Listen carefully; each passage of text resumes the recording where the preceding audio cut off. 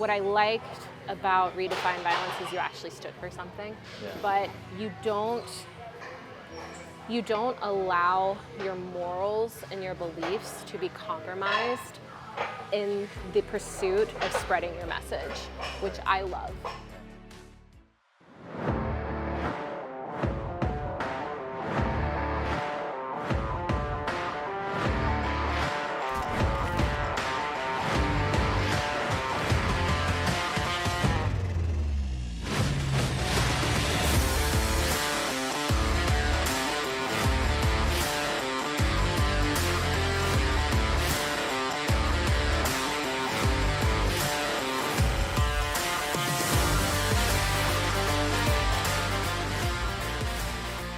Today, I'm going to teach Lewis how to lift properly. Kind of like a 4-step process. Okay. You're going to level your feet right under your shoulders, shoulder width apart. The bar is going to go over the widest part of your toes, like over the ball of the foot. Got it. Under, over, and you're going to crank as you pull up. Okay. Nice. Very good. So when did you start lifting? I started lifting in 2016. So I was living a completely different lifestyle than what I am now. And after losing both of my parents, I just decided I wanted to do something different. Okay. So I started with weightlifting and moved into martial arts, Muay Thai specifically. And then I found powerlifting. And powerlifting is cool because it gives you, it's the perfect blend between a community sport and individual goal. Yeah. So as far as whether or not you go to the next level or you increase your lifts, that's all on you. But the community that you get has a lot to do with the gym that you go to. So somewhere like here, if I'm struggling with a lift or if I just need a little bit of extra boost, there's people that'll cheer you on in the background. Yeah. And it's just a community. And you can kind of look around now and see all the people working together, helping each other out. That's what makes it a community. And that's what I love about it. The deadlift is actually my favorite out of all of the lifts because as much as it is something picking up, it's more like a floor press. So if you just think of pushing the floor away from your body, that's how you can really channel it into all of your legs. I've never thought of it that way, like at all.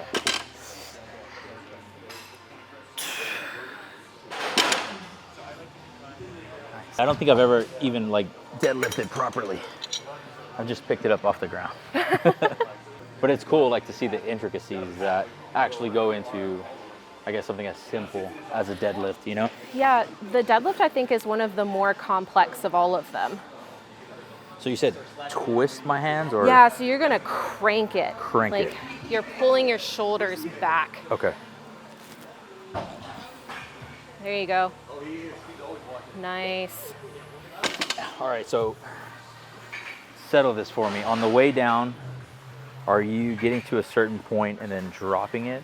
Or what's like the proper like etiquette? Yeah, so I compete in Powerlifting America. Yeah. And their rules are you have to set it down with control. Okay. You can't just drop it and let it go. And it doesn't count if you just get to a certain spot and drop it. Because if you come up here and you just let it go, they don't know necessarily if your grip gave out or if it's just too heavy and you can get it here, but you can't take it all the way back down. I gotcha. So it's really important to make sure you control that. Usually when you have a meet, you've got 3 people standing on all sides of you watching that lift. Okay. So each one of those people is going to give you a red light or a green light. All green, you're good to go. All red, doesn't count. Yeah. You don't have to worry about like arching your back too much. You want to keep that straight and make sure that everything here is kind of on a neutral plane because too much this way or too much this way is going to cause a lot of stress on your back. So when you first started, what were some of the struggles that you noticed, like getting started with weight? Is this something you could pick up pretty easily, like when you first started, this kind of weight? It was terrible. I couldn't squat, I couldn't deadlift, I couldn't bench anything. It was so bad. You're not rushing anything. Yeah. It's all process. So where it used to be that I couldn't squat for anything, now I can squat more my body weight. Right. But it's just a constant process and constant work, and it's not something that you can skate around. Like you have to put the work in. Yeah. Yeah. And as you got stronger, like did that help you out at all, like mentally at home or what you were doing? Absolutely. Absolutely. I've had, the last couple years have been rough for me and my husband. Yeah. We've moved states, we've switched jobs, just thing after thing after thing. And what I like about doing this is you have to make yourself do the hard thing in order to get the benefits of it. Like the actual result. Yeah. You have to be uncomfortable with being uncomfortable. Like it doesn't feel good necessarily to put over 200 pounds on your back and squat it. There's nothing comfortable about that. Yeah. But it's the success that you get of the lift that's just like, I'm did so it. cool. I did it easily. Exactly.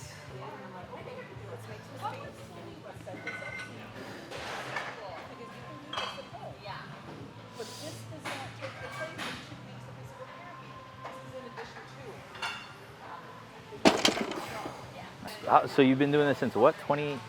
So I just started powerlifting in 2020. 2020, okay. Oh, sorry, 2022. What's kept you coming here before you? Or what's kept you like motivated in this sport? I just want to see what I can do. Yeah. Like I've never considered myself to be athletic. Like as a kid, I didn't play any sports. I didn't do any of that kind of stuff. Yeah. And this was one of the first things that I was like, I feel like I'm kind of good at this. Hell yeah.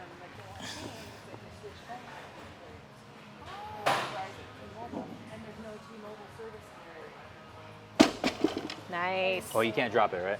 Can't drop it. All right, can't drop it. That one didn't count. Yeah, this is fine. Just lunge into it. Yeah. What so far, what's some of the challenges you've had to deal with, like injury-wise or setback-wise? Yeah, so I did ballet as a kid. Okay. And that was before they had like basically regulations on who could be on point and who couldn't. Yeah. So I was doing point when I was like 5. What's point? Point is when you're up all the way on your toes. Okay. You're not supposed to do that until your feet are fully formed. Yeah. Because the inside of a ballet shoe is just a brick of wood. Okay. So Like my that. foot grew like this, and I had to have it surgically corrected. And because of that, I always walked on the side of my foot. Okay. So when I came into powerlifting, I had a lot of issues with my knee, a lot of issues with my foot cramping in general.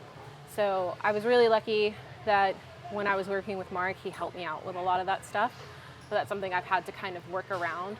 So for a while, my stance was really weird.